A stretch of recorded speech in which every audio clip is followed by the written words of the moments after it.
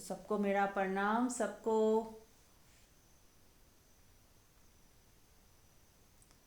सत्संग सब सुनने के लिए रेडी हैं। तो सत्संग में हम लोग आंख बंद करके ध्यान में बैठ के यदि हम ये सत्संग सुने तो बहुत ही अच्छा रहेगा। और इसमें हम लोग सत्संग सुनते रहेंगे और कुछ पूछना है तो वो पूछेंगे भी, और जब शेयर करना है तो शेयर भी करेंगे। तो शुरू करते हैं। तो सब लोग एक बार प्रेयर कर लें। सब लोग एक बार अपने आंख बंद करके खुद से जुड़ जाएं, परमात्मा का धन्यवाद करते हुए जो कण कण में व्याप्त है, जो परमात्मा सदा है और जो हम में हम ही होके बैठा है। यानी कि मैं नहीं, परमात्मा ही है मुझ में। इस एहसास के साथ खुद को देखें कि मैं नहीं, परमात्मा ही है। जो श्वास ले रहा है वो परमात्मा है, जो सुन रहा है वो परमात्मा है, जो बोल रहा है वो परमात्मा है। यदि किसी की भी आवाज़ सुनाई दे आपको, चाहे वो पक्षी की हो, चाहे कोई कुत्ता भी भौंक रहा हो, तो क्यों नहीं हम उसको वैसा सुन पाते कि परमात्मा की ही आवाज़ है, उससे ही सब उत्पन्न हुआ है। कभी बादल गरजे तो सुनिए कि परमात्मा ही है, बादल के रूप में गरज रहे हैं। बारिश हो तो परमात्मा ही बारिश की बूंदों में परमात्मा ही है। किसी बच्चे की मुस्कुराहट में परमात्मा ही है। किसी खिले हुए फूल में परमात्मा ही खिला हुआ है। किसी खुशबूदार फूल के अंदर खुशबू बनकर परमात्मा ही वास कर रहे हैं। हर रूप में कोई गरीब बच्चा भी दिखे तो परमात्मा ही इस रूप में खेल कर रहे हैं। कोई दुखी या परेशान भी दिखे तो परमात्मा ही है। लेकिन जीव भाव में अपने आप को भुलाकर कैसे दुखी हो रहे हैं, खुद के स्वरूप को भुलाकर केवल जीव बन गए हैं। तो जब हम इस तरह से देखने लगेंगे दुनिया को, तो एक अलग अंदाज होगा, एक अलग आप अपने आप को पाओगे कि अब बात कुछ अलग है। कुछ अलग तरह से हम देख पा रहे हैं चीज़ों को, लोगों को, अपने आप को।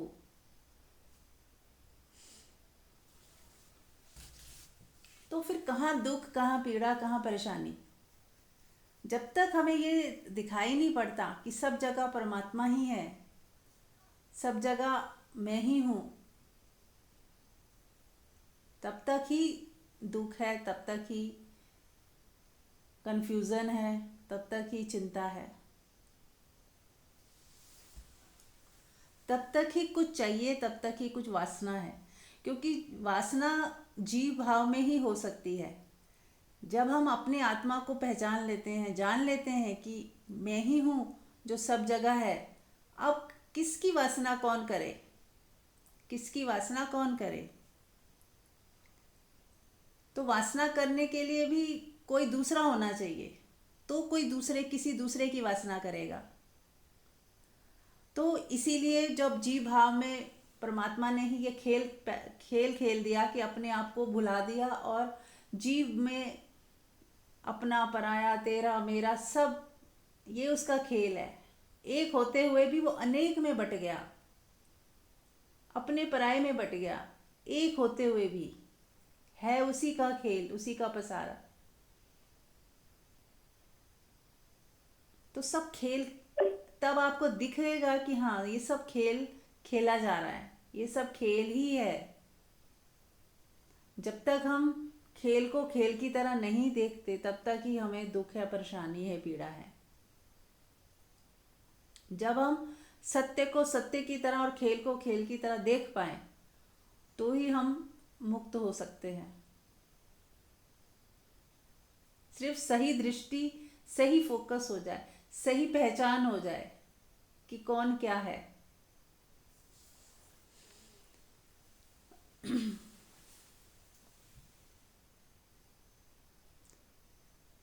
चलिए, आप लोगों को कुछ पूछना है तो पूछ सकते हैं। नीलम जी, कुछ पूछना है आपको? कोई प्रश्न, कोई शेयरिंग?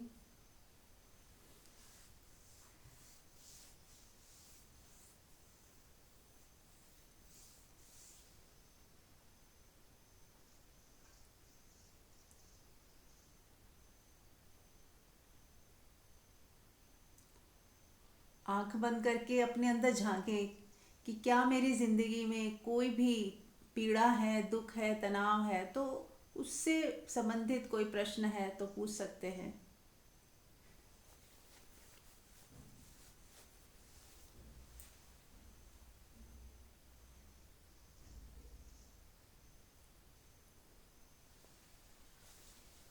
तो चलिए ठीक है, नई प्रश्न है तो आंख बंद रखेंगे और अपने ही भीतर गहरे खुद को महसूस करें, गहराई में खुद को महसूस करें। अपनी आती जाती श्वास को देखेंगे और मौन में उतरेंगे। ये मौन जो है, यदि हमें मौन में रहना आ जाए तो हम अपनी आत्मा को पहचान पाएंगे। जिस दिन हमने मौन में 24 घंटे रहना सीख लिया, समझिए आप आत्मा में स्थित, आपकी स्थिति बन गई है। और यदि आप बोलो भी तो भी मौन ही बोले। उसके बाद ये स्थिति आती है, जब आप मौन में रहना सीख जाते हो तो मौन भी बोलता है, मौन से बोला जाता है, शून्यता से बोला जाता है। क्योंकि अब आपकी कोई इच्छा नहीं है बोलने की, कुछ चाहत भी नहीं है, बोलना हो रहा है। तब आप देख पाओगे कि शून्य से तरंगे उठी शब्दों के रूप में और घटना घटी, बोलना हुआ। तो हमारे ही भीतर शून्य है, आत्मा है, आत्मा का प्रकाश है, जहाँ कोई शब्द नहीं है, वो निशब्द है। पहली एक पहचान है पर आत्मा की कि वो निशब्द है, वहाँ कोई शब्द नहीं है, वहाँ वाइब्रेशन है, प्रकाश है, आनंद है, लेकिन शब्द नहीं है। तो जितने जितने हम मौन में जाते जाएंगे, अपने शब्दों से अपने को फ्री करते जाएंगे, उतना ही हम आत्मा के नज़दीक जाते जाएंगे। तो शब्दों से फ्री होने के लिए हमें क्या क्या करना है और क्यों? शब्द क्यों ज़्यादा बनते हैं उस बारे में मैं थोड़ा बता देती हूँ। शब्द, जो भी व्यक्ति जीव भाव में है और वो अपने पास्ट के बारे में, पास्ट से अभी चिपका हुआ है, पास्ट की मेमोरीज को बहुत ज़्यादा उसने महत्व दे दिया है, यदि तो वो पास्ट के बारे में बार बार सोचेगा, बार बार सोचेगा शब्दों में, ये क्यों हुआ, नहीं होना चाहिए था, उसने ऐसे बोल दिया, उसने ऐसे कर दिया। तो सजगता की कमी है, जागरूकता की कमी है, तो ही हम पास्ट की चीज़ों को बार बार अपनी मेमोरी में दोहराते हैं और आत्मा से दूरी हो जाती है हमारी। हम मन में ही उलझ जाते हैं, माफ़ नहीं कर पाते, लेट गो नहीं कर पाते। तो हमारी जो मेमोरी और माफ़ ना करने की वजह से भी हमारे शब्द बहुत बनते हैं, हम विचार बहुत करते हैं और दुखी होते हैं। फिर दूसरा है जज करना।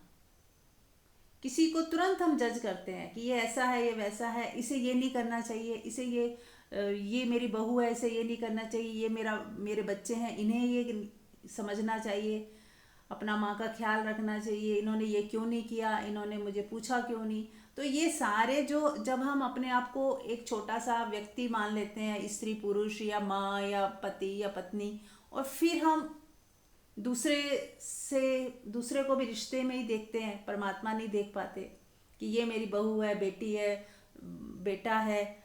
अब हम उसमें परमात्मा नहीं देख रहे, हम ये नहीं देख रहे कि ये भी एक आत्मा है, अपनी यात्रा पे आई है और परमात्मा इसे चला रहे हैं, इसमें भी परमात्मा वास कर रहे हैं और वही उनको चला रहे हैं।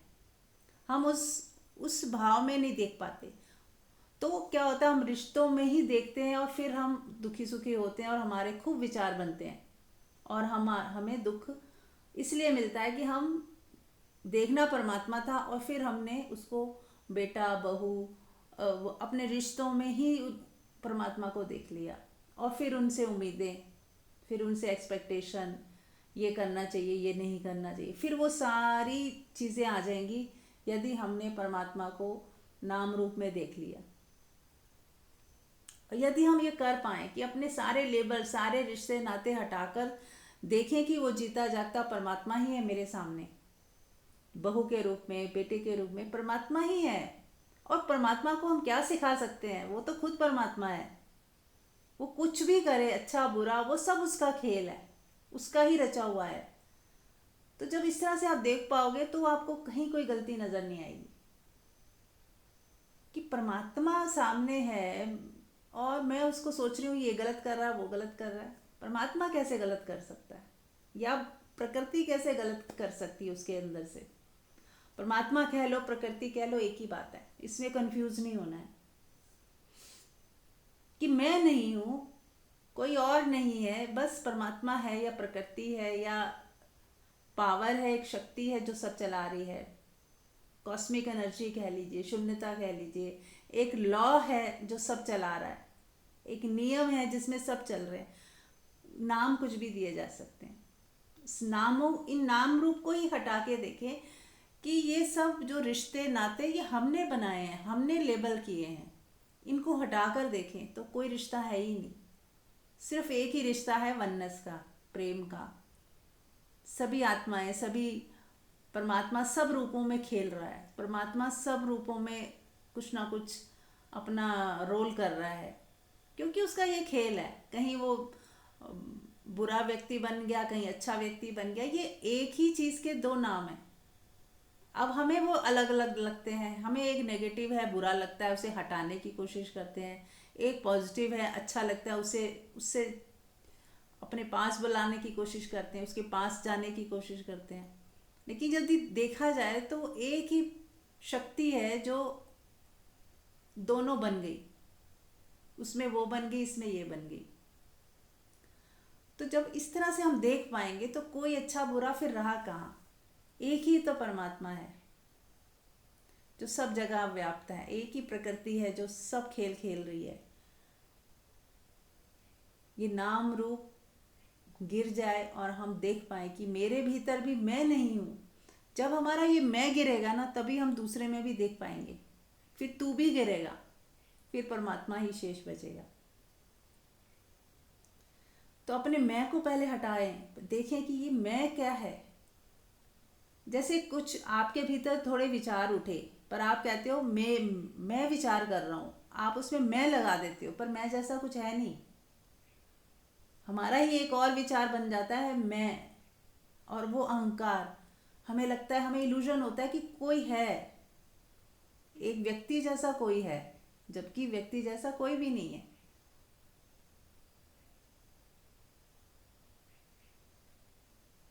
जैसे हम कहते हैं भारत माता, अब भारत माता जैसा तो कोई भी नहीं है, लेकिन हम कहते हैं तो हमें एक इल्यूजनरी ऐसा लगता है कि भारत माता जैसा कोई है। जैसे हम कहते हैं समाज, समाज जैसा कुछ नहीं है, एक एक व्यक्ति ही तो है। अब फैमिली कहते हैं तो फैमिली जैसा भी कुछ नहीं है, वहाँ पे एक एक इंडिविजुअल, एक एक चार पांच लोग इंडिविजुअल, पांच लोग रह रहे हैं, वो हर व्यक्ति अलग है, पर हम इकट्ठा देखते हैं तो फैमिली बोल देते हैं। बहुत सारे लोगों का समूह है तो समाज बोल देते हैं। तो इस तरह से हमारा ये बॉडी माइंड काम कर रहा है और इसको हम मैं बोल देते हैं, मैं, जबकि मैं जैसा कुछ नहीं है, स्त्री जैसा कुछ नहीं है। बॉडी है एक, अलग तरह से एक डिफरेंटली काम करती है। एक पुरुष की बॉडी है, उसको वो अलग तरीके से काम करती है, हम उसे लेबल कर देते हैं। तो ये सब लेबल्स हमारे ही लगाए हुए हैं।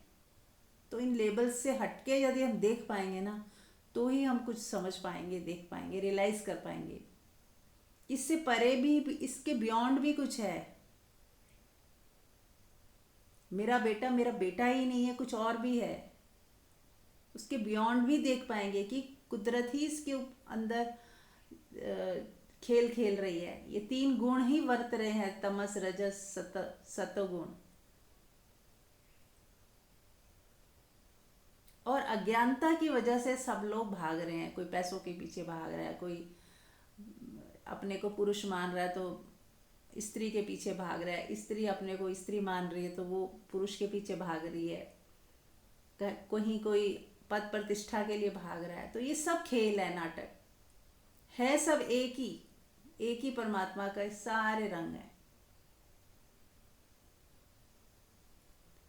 तो जब हम इस तरह से देख पाए तो कहाँ दुख, कहाँ परेशानी, फिर कहाँ तेरा मेरा भेदभाव, सब गिर जाएंगे। एक ही चेतना है, उस चेतना से सब बने हैं, उस एक चेतना से सब चैतन्य, सब जीवित महसूस होते हैं कि हाँ जी जिंदा हैं, ये बोल पा रहे हैं, सोच पा रहे हैं, चल फिर रहे हैं, जीवित है ना। तो चैतन्य ही काम कर रहा है उसके अंदर, चेतना काम कर रही है। हाँ, वो हमारे हिसाब से नहीं कर रही, ऐसा उसे करना चाहिए, ये सब भ्रम है, ये हटा दो। कोई किसी के हिसाब से कुछ नहीं कर सकता, हम भी हमारे हिसाब से कुछ नहीं कर सकते, तो दूसरा कैसे करेगा। हम कुछ सोचते हैं कि आज हम ये करेंगे, आज हम वो करेंगे, कल से हम ऐसा करेंगे, तो कहाँ कर पाते हैं। जब हम ही हमारे हिसाब से नहीं चल पाते तो दूसरे कैसे चलेंगे।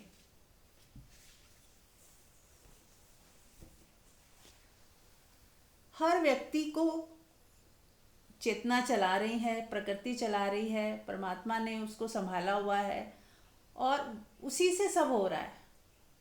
ना तो दूसरे को कर्ता माने, ना स्वयं को। हो रहा है, सब कुछ हो रहा है। इस होने में ही हमें ठहर जाना है, किस वैसे ही देखना है सब कुछ। नींद आई है, हम सो गए, सुबह अपने आप आँख खुल जाती है, फिर अपने आप भूख लगती है, फिर अपने आप सारी क्रियाएं होने लगती हैं, है ना। सूरज अपने आप छुप जाता है, उगाता है, पृथ्वी अपने आप घूम रही है चारों तरफ सूरज के, घटनाएं भी घटती हैं, मौसम आते हैं जाते हैं, सब कुछ अपने आप हो रहा है। और इस अपने आप होने में बस हमें भी ऐसे देखना है कि मेरे साथ भी जो हो रहा है वो अपने आप हो रहा है।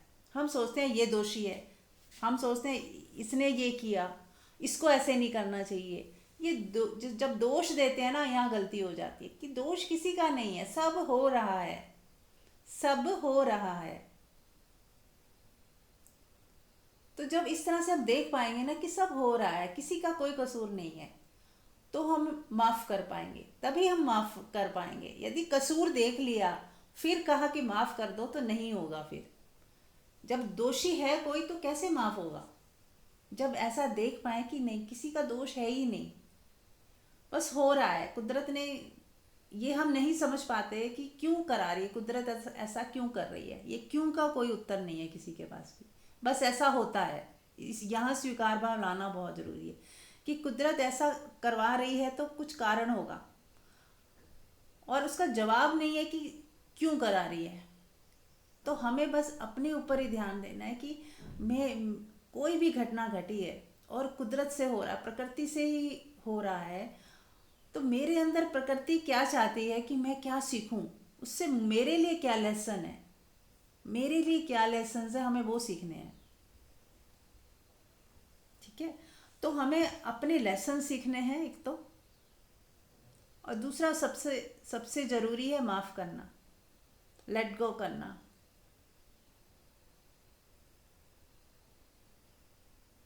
माफ़ करने से ज़्यादा है लेट गो करना, क्योंकि जब किसी का दोष ही नहीं है तो माफ़ करने की भी बात नहीं आती। माफ़ तो उसी को किया जाता है जिसका कसूर हो, पर कसूर है ही नहीं किसी का। अब कसूर था तो मेरा खुद का ही था, हमारा खुद का दोष है कि हमने उसको गलत समझ लिया, कसूरवार समझ लिया। तो गलती है तो हमारी है, हमारी देखने की दृष्टि की, सोच की गलती है। तो अपने से माफ़ी मांग ले कि नहीं, गलती हो गई, किसी दूसरे पे दोष गढ़ दिया, किसी दूसरे को दोषी मान लिया, हमसे भूल हो गई। तो ये जो 4 लाइनें बोलनी है ना, खुद के लिए बोले, I am sorry, please forgive me, thank you, I love you. I am sorry, please forgive me, thank you, I love you. I am sorry, please forgive me, thank you, I love you. खुद के लिए बोलना है, खुद की energy को बोलना है, खुद को बिना कारण तकलीफ दी उसके लिए बोलना है। बिना कारण हम खुद को तकलीफ देते हैं, दूसरे को दोषी करार दे दिया, अब अंदर गुस्सा आ रहा है, इरिटेशन हो रही है, बिना कारण दुखी हो रहे हैं, बिना कारण डिप्रेशन में जा रहे हैं, बिना कारण। और जो कारण दिख रहे हैं वो रियल नहीं है, वो ऐसा ही होना था इसलिए हुआ, ऐसा ही होना था, ऐसे ही इस घटनाएं घटेंगी तो ही हमारी पिक्चर बढ़ेगी, तो ही हम आगे बढ़ेंगे, तो ही हमारी ग्रोथ होगी। हमारे अकॉर्डिंग नहीं होगा कुछ भी, जो कुदरत ने सोचा है उसके अनुसार होगा। और कुछ हमारे अकॉर्डिंग नहीं होगा का मतलब ये भी नहीं कि हमारे हाथ में कुछ भी नहीं है। हमारे हाथ में आज है, ये क्षण है, जो हम बोएंगे वो काटेंगे। जैसा कर्म हम कर रहे हैं इस वक्त, जो हमारी सोच है इस वक्त, हमारी जो फ्रीक्वेंसी है, उसी के अनुसार आगे आने वाला भविष्य भी निर्धारित होगा। जिस लायक हम होंगे उस लायक हमारे आगे जो है आगे का जीवन चलेगा। तो खुद को मांझते जाएं, खुद में बदलाव लाते जाएं, और वो अपने आप होंगे, है ना। आप ला नहीं सकते, अपने आप होंगे। जब हमारी वो दृष्टि हमें मिल जाएगी, हमें हमारी आत्मा का पता चल जाएगा, उस समय सब बदलाव आ जाएंगे ऑटोमेटिकली। हमारा सारा ढर्रा पुराना टूट जाएगा, जो धारणाएं हैं, हमारी पुरानी सोच है, रीति रिवाज है, ये करना चाहिए, ऐसा होना चाहिए, मैं हिंदू हूँ, मैं मुस्लिम हूँ, मैं, ये सब गिर जाएगा। क्योंकि ये रियलिटी नहीं है ना हमारी, ये ओढ़ी हुई है रियलिटी है। ये हमें बता दिया गया और हमने मान लिया, कुछ चीज़ों को हमने पकड़ लिया और उसी के अनुसार चलने लगे। तो पुराना बासी जो भी हमने इकट्ठा किया है, हमारे अनुभव, हमारे एक्सपीरियंस, सब गिरा दें, सब हटा दें। उससे नहीं चलना है हमें। हमें एकदम फ्रेश माइंड से चलना है, प्योरिटी के साथ, एकदम निर्दोष बालक की तरह। जैसे छोटे बच्चे के अंदर कोई पास्ट फ्यूचर नहीं होता, छोटे बच्चे के अंदर कोई धारणाएं, कोई संकल्प, कोई एक कूड़ा नहीं इकट्ठा किया होता उसने, कुछ शास्त्र नहीं पढ़े होते, ऐसा है, ऐसा होना चाहिए, इसको आत्मा बोलते हैं, इसको, कुछ भी नहीं है उसके अंदर। प्योर आत्मा है, वो जी रहा है उसे, उसको नॉलेज जानकारी नहीं है, लेकिन वो जी रहा है आत्मा को, परमात्मा को वो जी रहा होता है, पर बोध नहीं है उसे भी। तो अब हम समझ पा रहे हैं कि हम, हाँ, छोटे बच्चे की निर्दोषता कैसी होती है, बिना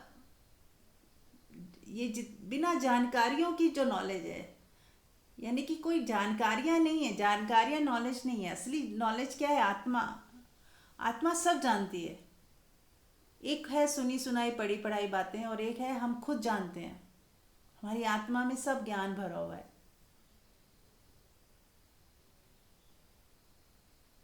जैसे पानी शब्द पानी नहीं है, वो आपकी प्यास नहीं बुझा सकता। मैं पानी के बारे में कुछ भी बोलती जाऊँ, पर जब तक आप उसको पियोगे नहीं, आपको ना तो उसका स्वाद पता चलेगा, ना उसकी पानी पी के जो तृप्ति होती है वो पता चलेगी।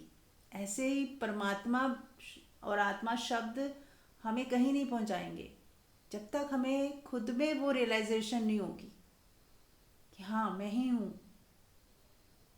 तो उसके लिए हमें खुद ही अपनी खोज करनी होगी। खुद को जानने के लिए कुछ करना पड़ेगा अपने साथ। उस मैं कौन हूँ को लेके बैठे पूरा दिन, कौन हूँ मैं, उसकी खोज करें, अपनी जर्नी को उस दिशा में आगे लेके जाएं, उस प्यास को जगाएं। तो धीरे धीरे धीरे धीरे हमारी आत्मा की स्थिति बनती जाएगी। ठीक है, कुछ पूछना है किसी ने? कोई प्रश्न है किसी का?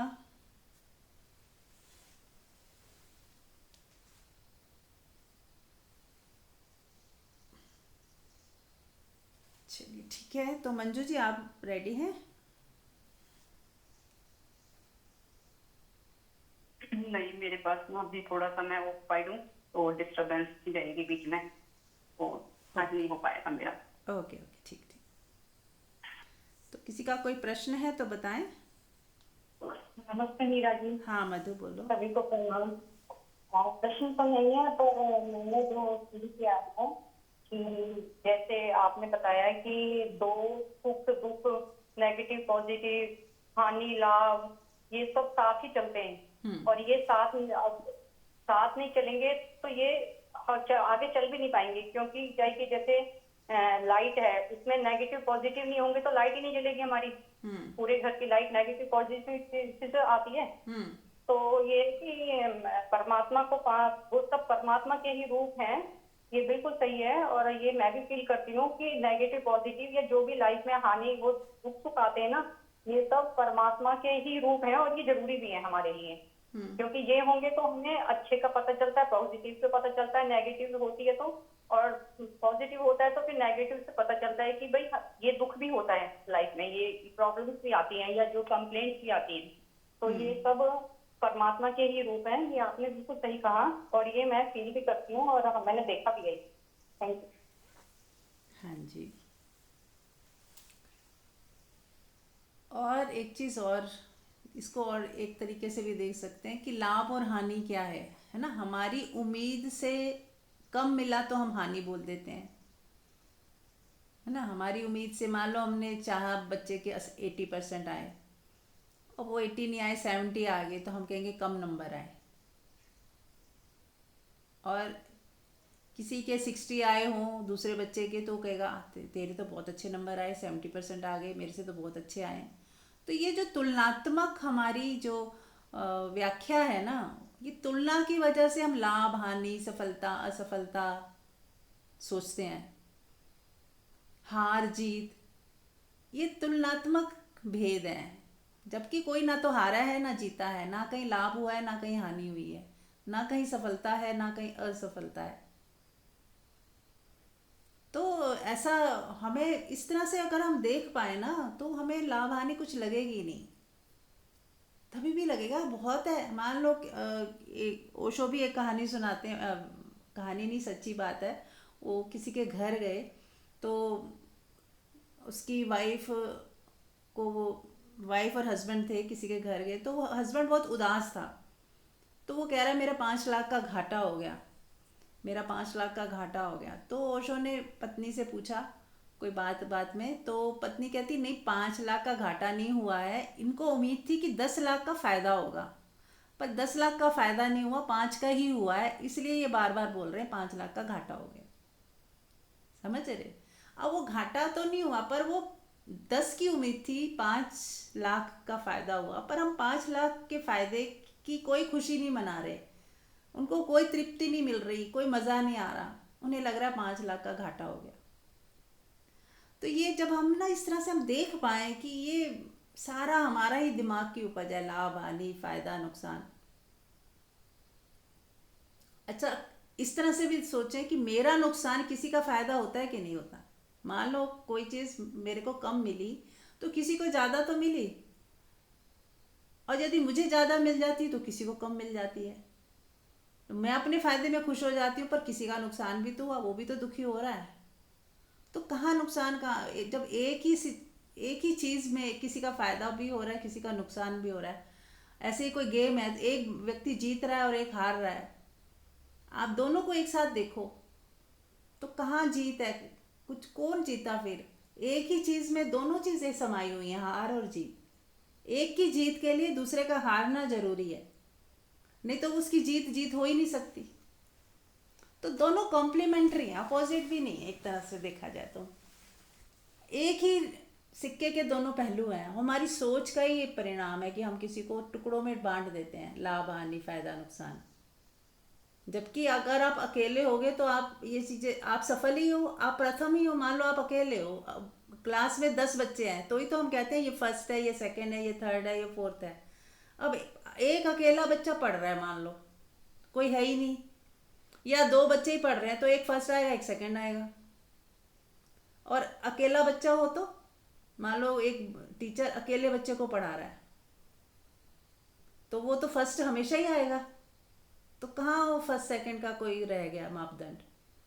ये तो कंपैरेटिवली कह देते हैं कि ये फर्स्ट है ये सेकंड है। जब कंपैरिजन नहीं है तो सारे ही फर्स्ट हैं, सारे ही सफल हैं, सारे ही जीते हुए हैं, कोई हारा ही नहीं हुआ, क्योंकि कंपैरिजन ही नहीं है किसी का। तो जब कंपैरिजन करना हम बंद कर दें ना तो सारी चीज़ें गिर जाएंगी। तब आप हमेशा अपने आप को प्रथम पाओगे। आप किसी से कंपैरिजन ना करो, आप एकदम राजा की तरह हो जाओगे। ऐसे लगेगा कि मैं प्रथम ही तो हूँ। और यही सभी संत महापुरुष यही कहते हैं कि तुम यूनिक हो, तुम्हारी किसी से भी तुलना नहीं की जा सकती। और हम तुलना करने की वजह से ही अपने आप को छोटा मान लेते हैं या किसी को बड़ा और महान मान लेते हैं। और तुलना ना करो। मान लो संत एक अकेला हो दुनिया में तो उसे हम संत भी नहीं बोलेंगे, क्योंकि संत ज्ञानी इसीलिए था कि कोई अज्ञानी भी था। गुरु इसीलिए है, कोई शिष्य है तो गुरु है।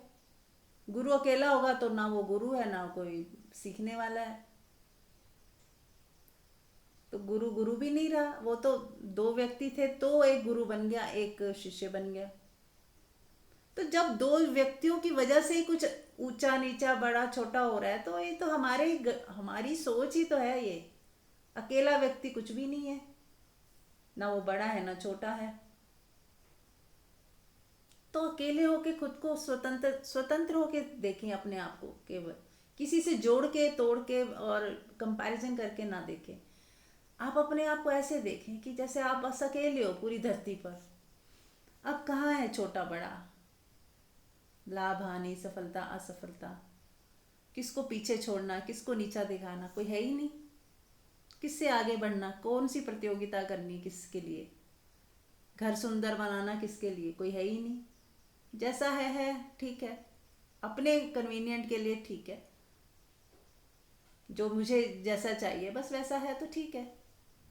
तो ऐसा देखें। फिर किसके लिए सजना है, किसके लिए सुंदर दिखना है, फिर आप सुंदर हो, सबसे सुंदर आप ही हो, जैसे भी हो आप सबसे सुंदर हो, क्योंकि कोई है ही नहीं कंपैरिजन के लिए। आप सबसे महान हो फिर। तो आंख बंद करें और एक बार प्रयोग करें, हम लोग एक साथ करते हैं कि जैसे आप अकेले हो धरती पर, कोई नहीं है, आप कोई है ही नहीं दुनिया में, आप अकेले हो। देखें अपने आप को। मैं थोड़ा पॉज लेती हूँ, आप निरीक्षण करें कि आपकी स्थिति अब कैसी है। अब आप अकेले हो पूरी दुनिया में, अकेले।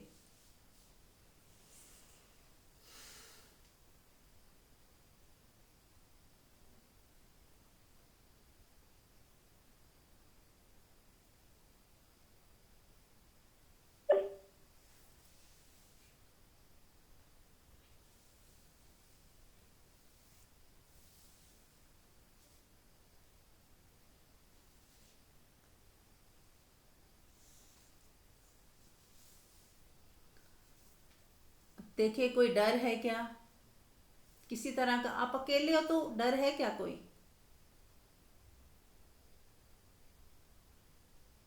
कुछ चाहिए क्या कुछ अलग से? बस सिर्फ यही है कि हमें 3 टाइम का खाना मिल जाए, थोड़ा बहुत आराम करने के लिए बिस्तर हो जाए, कपड़े हो जाए, इसके अलावा कुछ चाहिए क्या? रोटी कपड़ा मकान के अलावा।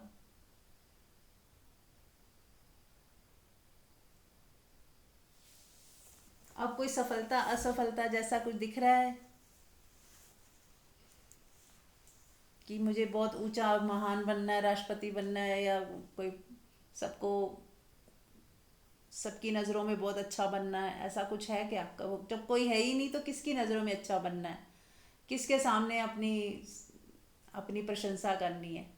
सारा अहंकार ही गिर जाएगा यदि आपने थोड़े दिन ही प्रैक्टिस कर लो। मैं पूरी तरह अकेला हूँ, कोई है ही नहीं मेरा, ना मेरे साथ, मैं पूरी पृथ्वी में अकेला हूँ। ऐसी अंदर एक सोच रख के पूरा दिन बिताएं। देखें कितना सुंदर, कितना अच्छा लगेगा आपको। अहंकार पूरी तरह गिर जाएगा, लेबल सारे हट जाएंगे। तेरा मेरा सब गिर गया। जब कोई है ही नहीं तो कहाँ तेरा मेरा?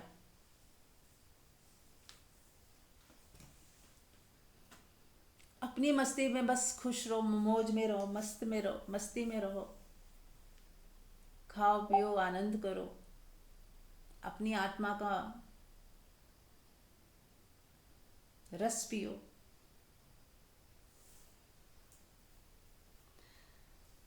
चलिए अब आप लोगों से मैं पूछती हूँ, आप लोगों ने यदि ये किया तो कुछ अनुभव में क्या आया, कुछ शेयरिंग करेंगे कोई?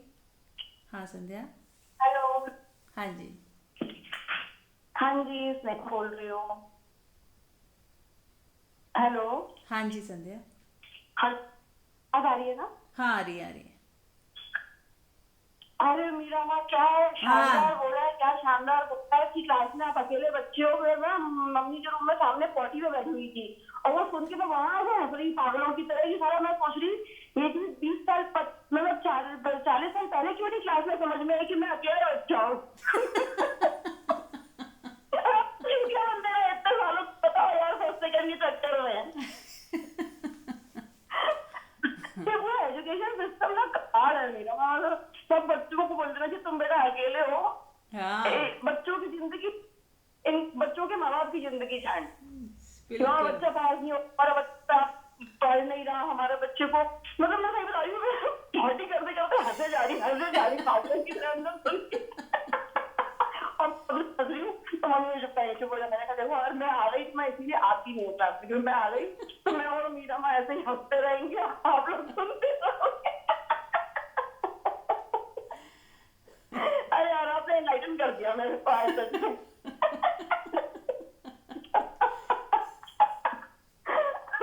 हंस रही मम्मी भी हाल मेरी जगह देख के। अरे भैया पूरे जिंदगी का मतलब प्रश्न ही सॉल्व कर दिए। यस। और कॉम्पिटिशन, ये फर्स्ट है सेकंड मतलब खत्म होगा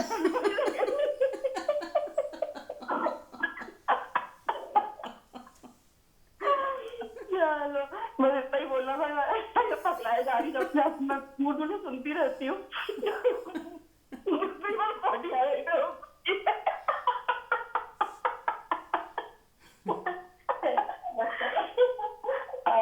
मैं माँ के भीतर की माँ जागृत हो गई। मैं चलो बेटा बस कर, हमारी क्लास को डिस्टर्ब मत करो, नहीं तो हमारी टीचर आएगी और हमको डांटेंगी, अपने ऐसे बच्चों को लेकर मत आया करो क्लास में। अगर आपको बोलना तो मुझे ही बोल देना। ये बेचारी डर रही है कि क्लास के अंदर मेरी बेइज्जती ना हो जाए। मैं अगली बार अपने फोन से ही बोला करूंगी। ये लो अच्छे बच्चों की क्लास। माँ थैंक यू, मैं सर आप मुझे बोलना थैंक था, यू, मम्मी ने बुला थैंक यू, आपका भी थैंक यू। हाँ जी बोलो। बोल मत जाना। कितना इजी हो गया ना, मतलब अगर कोई थोड़ा सा भी सोच ले इस तरह से तो कितना भार मुक्त हो जाए, निर्भर हो जाए, सारी समस्याएं खत्म। कि आपका बच्चा जो है जैसा है फर्स्ट ही तो है, वो कंपैरिजन क्यों कर रहे हो भाई? जितने परसेंट आए हैं वो फर्स्ट है। कंपैरिजन करके ही आप उसको सेकंड थर्ड फोर्थ बना देते हो। हाँ जी। और कोई कुछ कहना चाह रहा है?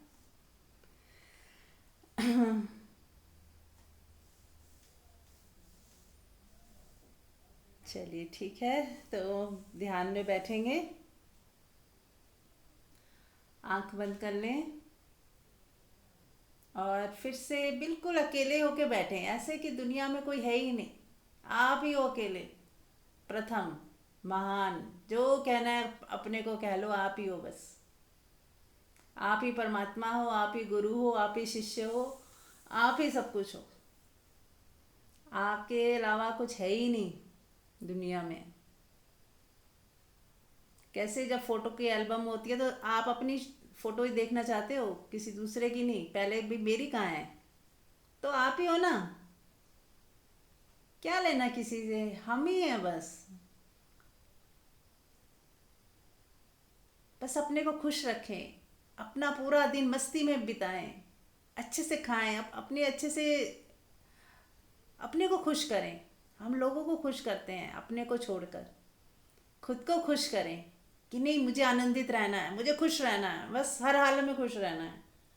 कोई स्थिति परिस्थिति मुझे तोड़ नहीं सकती, कोई स्थिति परिस्थिति मुझे दुख दुख नहीं दे सकती, दुख ही नहीं कर सकती, चाहे कितना ही कोई दुख जैसा लग रहा हो, पर नहीं, मेरा सुख मेरे भीतर, मैं आनंदित रहूंगी, मैं खुश रहने वाली हूँ। मुझे कोई इस चीज़ से छुड़ा नहीं सकता। अगर मैं दुखी होना ना चाहूँ, क्योंकि मैं परमात्मा हूँ, मैं नहीं दुखी होना चाहती, कोई दुखी नहीं कर सकता।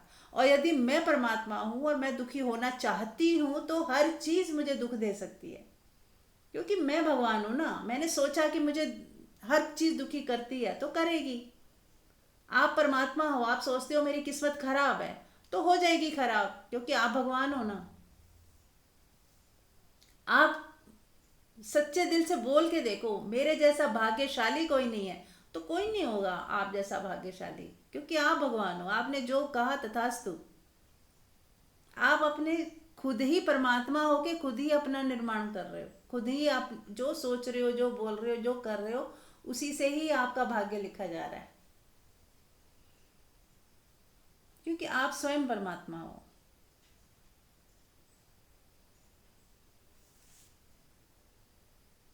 इसलिए बहुत सोच समझ के बोलना है, बहुत सोच समझ के अपनी ज़िंदगी को अपने सुंदर तरीके से लेके चलना है।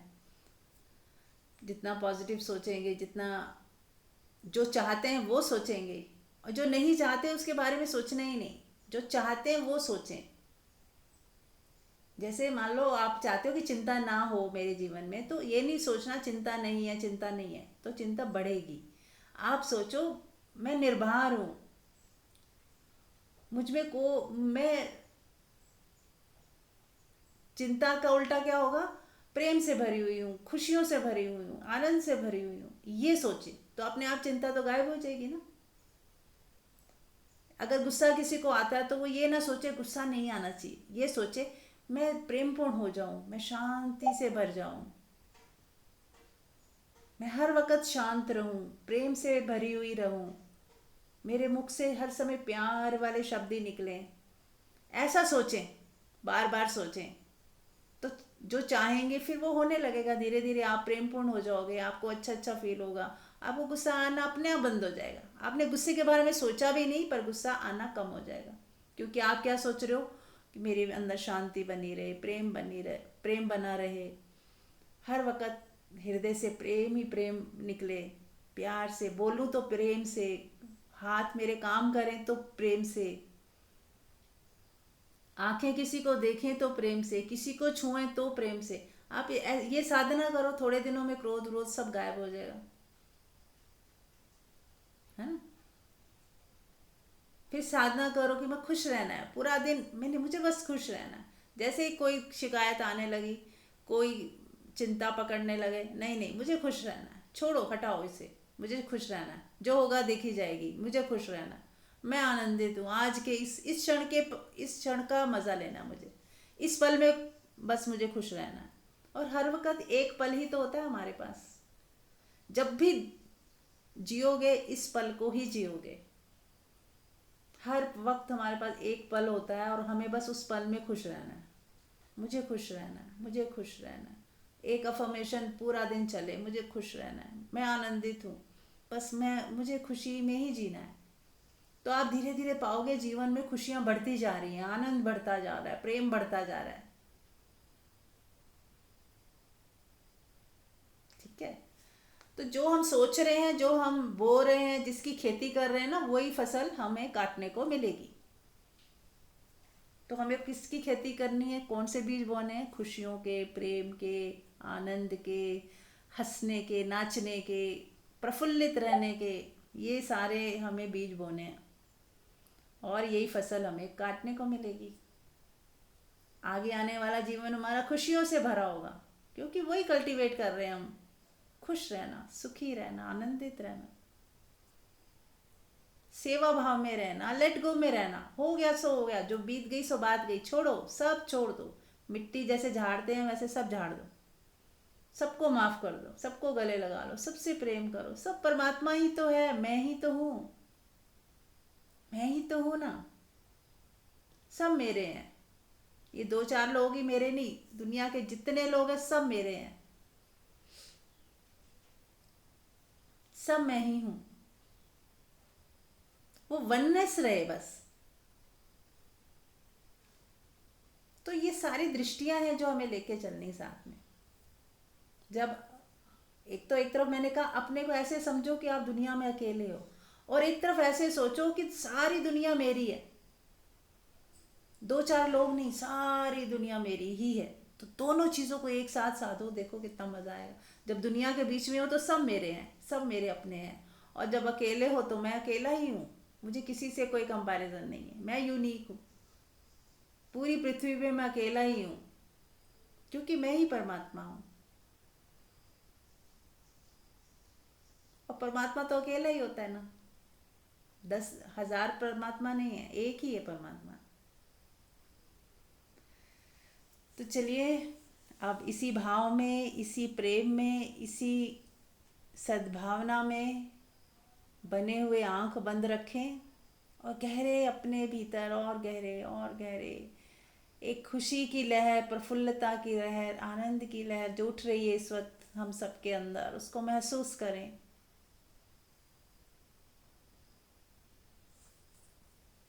और मन ही मन बोले, मैं सुखी हूँ, मैं आनंदित हूँ, मैं खुश हूँ, बिना कारण, कोई कंडीशन नहीं, नो कंडीशन कि ये हो जाएगा तो खुश हो जाऊंगी, नहीं, बिना कारण मैं खुश हूँ, मैं सुखी हूँ, मैं आनंदित हूँ। होना नहीं है, मैं हूँ, पहले से ही हूँ।